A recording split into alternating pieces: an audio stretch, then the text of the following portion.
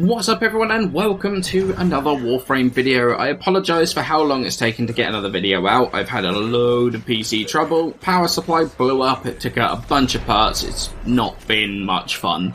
Also started a new job as well, so that's been taking a lot of my focus quite recently. So as you know, there's a semi-public kind of, but not really, test server that's been up over the weekend for some of us to jump on, test things, provide some feedback as to what we think. We were allowed to also to record some footage and also to make some videos, so here we are. Time to enjoy some Railjack Revisited gameplay. I don't have a ton of footage, my PC is still playing up, so I'll try and show what I can. There were a ton of changes. HP of enemies, speed of Railjack, changes to Avionics, the valence system, like the liches, has been added to the weapons. So let's go through, talk about what changed and some of my thoughts on them. So the avionics changes, I have mixed thoughts on this so far. They've kept the theme of having the three houses, but they deal with different types of mods now. So some of them deal with speed, some of them deal with damage. There's only one version of each mod now, so no more having each house have a version of Hyperstrike, for example.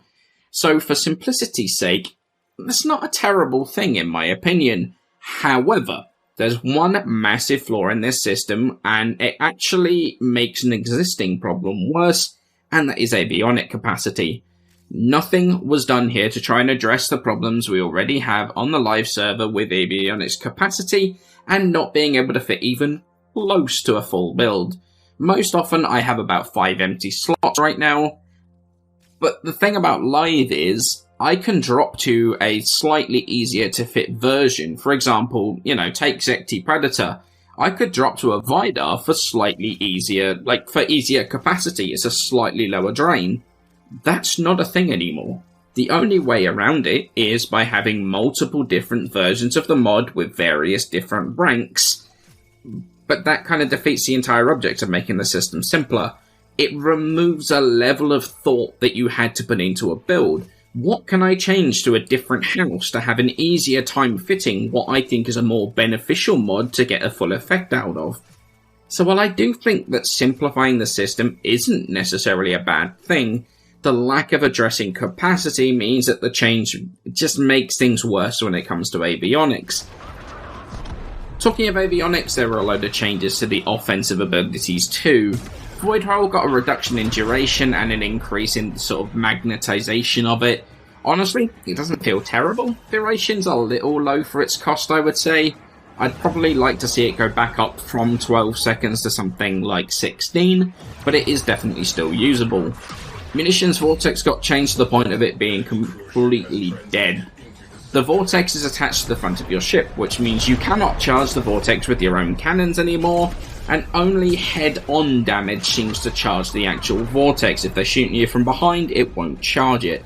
And that just means that the damage ends up being utterly, frankly, pretty terrible. If that change goes live, Munition Vortex dies with it. Shattered Burst got actually a pretty nice buff to the extent where I'm going to be using it quite a bit. You can actually see it going off in the footage in the background. It is actually a very crazy looking mod, there's a lot of effects to it. It's got more range, more damage, it's got more radius to the explosions. Yeah, this one's a winner. I'm definitely going to be using this for sure. Seeker Volley, still horrendously bad in the Veil. Countermeasure still feels like it doesn't do anything at all. Fiery Phoenix still feels utterly useless. The damage is bad, the speed doesn't really do much. But those are the only ones I were actually really able to test. We were advised not to use Particle Ram due to a bit of a bug with it currently. So basically, apart from Munitions Vortex dying entirely and Shattered Burst becoming relevant, not a lot really changes when it comes to battle avionics. As for gameplay, general gameplay, honestly, with all the changes to enemies, damage values, the reduction in critical events like fires and stuff like that, solo Railjack is just ridiculously easy. I've never had such an easy time. I never got a catastrophic breach, not once. Fires, breaches, electrical events, they're all so ignorable.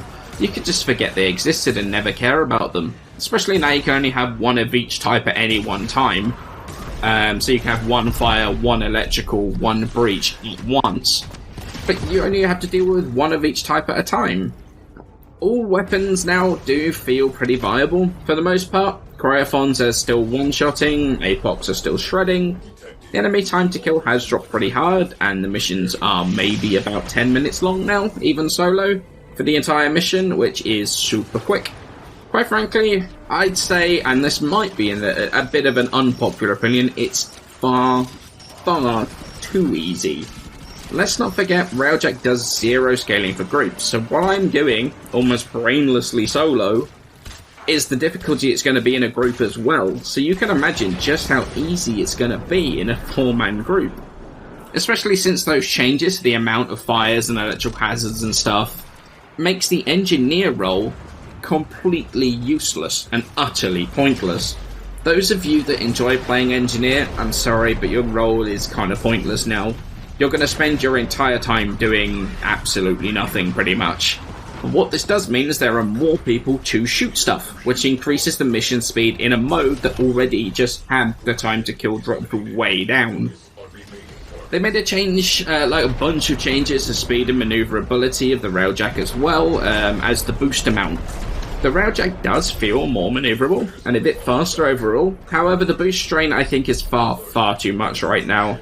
And with the slow, unmoddable stamina regen you have on that boost meter, it does mean that you aren't able to use the boosts anywhere near as much as you can now, which overall does slow the Railjack down a fair bit when it comes to boosting.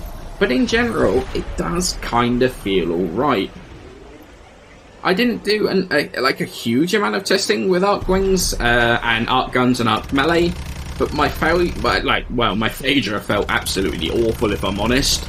But from what it looks like with the changes, they're basically changing it so that the arc guns are going to be unified across the board. They're just going to get the ground stats now. There's not going to be a separation between the two. And there were a bunch of buffs to the Arcwing melees as well. But it looks like Imperator Vandal, Prisma Veritux, with their upcoming changes, definitely seems to be what I would say are probably going to be the top couple of weapons coming out of this patch. The times to kill, they felt alright, although I think more needs to be done to make them a little bit more competitive. As for the Arcwings themselves, I don't think we're going to see much in the way of changes that end the Amesh's dominance until the modular Arcwings come out. As it stands, it's still very much a Mesha first ability, or dead. I guess finally for combat is main artillery on the Railjack, which is still as useless as ever. There's no changes to make it usable or relevant, so it's going to remain unused as it stands.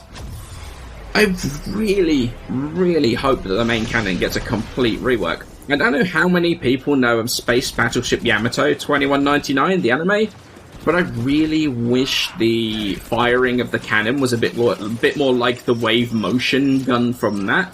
A huge weapon of destruction that takes a fair bit to recharge.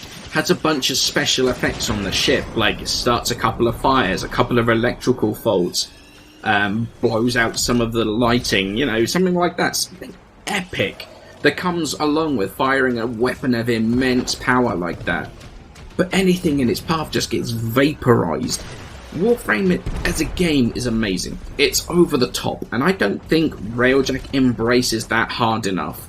Make the cannon this amazing over-the-top weapon of destruction. Make it epic to fire, like the wave motion gun, like the Mac cannon from Halo, the Doomsdays from EVE Online.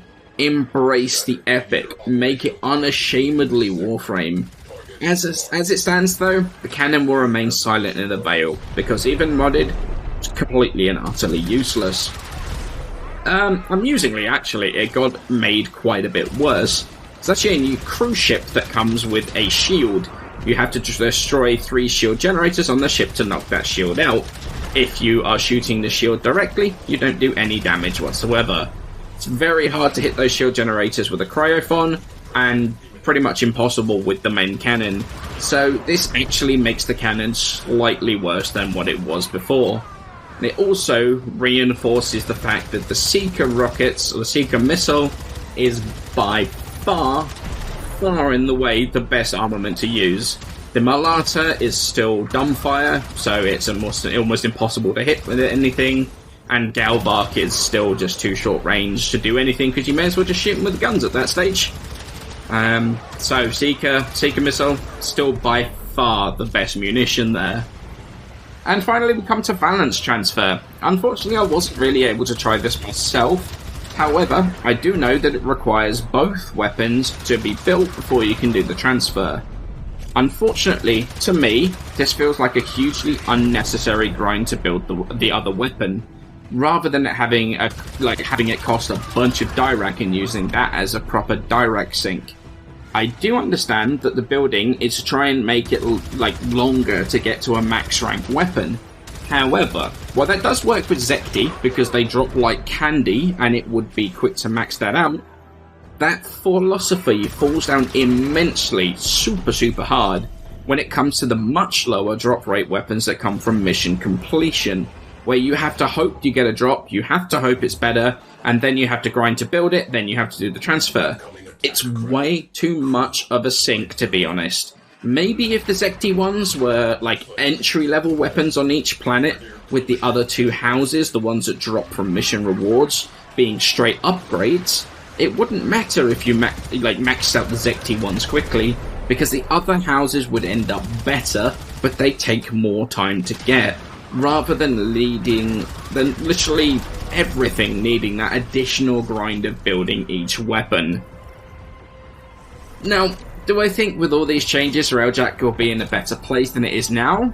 Honestly, yes and no, I guess. A lot of the changes are good and a step in the right direction. I like the combat. I like how the Railjack feels, like in terms of the way the actual maneuverability, the movement feels. The faster intrinsic gain, which doesn't affect me because I'm maxed, but it's a lot better for those of you that aren't maxed.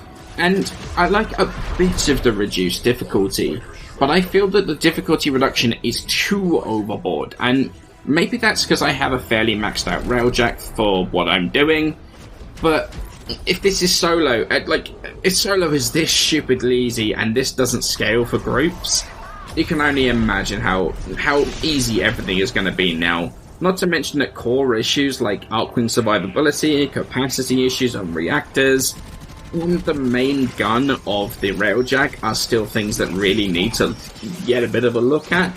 It's a step in the right direction, but it does still need to feel like a fair bit to get there. So I hope you enjoyed my first look at Railjack Revisited and some of the footage from the test server. Let me know what you think from looking at the footage, and if you got a chance to play it. And if you didn't, what are your hopes for the way Arcwing is going to get, or Railjack is going to get changed in the future? Let me know in the comments below and I will be active as much as I can. I hope you all enjoyed the video though. Thank you all so much for watching. Leave a like if you enjoyed the video, sub for more Warframe content, and I shall catch you in the next video.